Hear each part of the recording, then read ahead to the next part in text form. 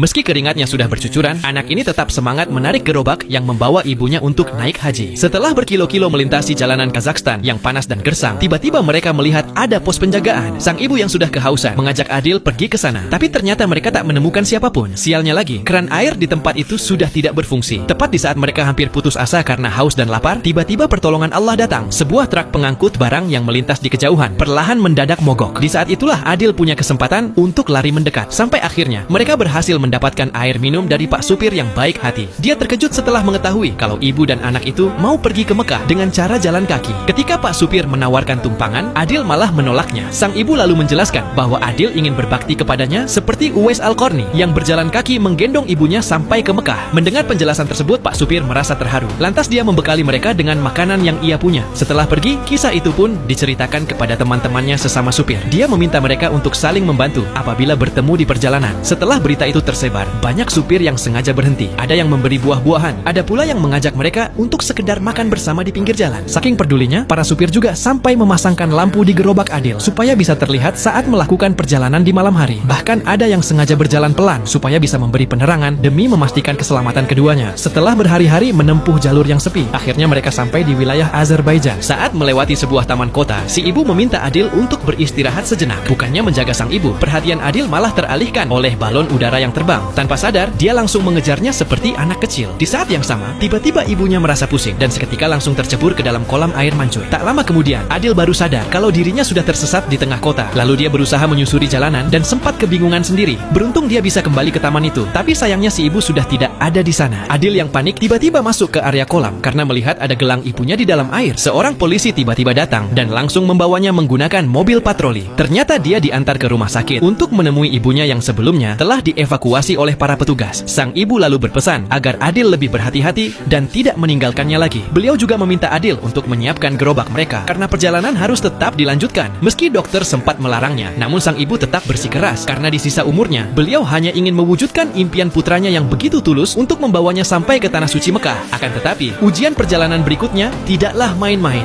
Mereka kini harus melewati wilayah Suriah yang merupakan zona konflik paling berbahaya.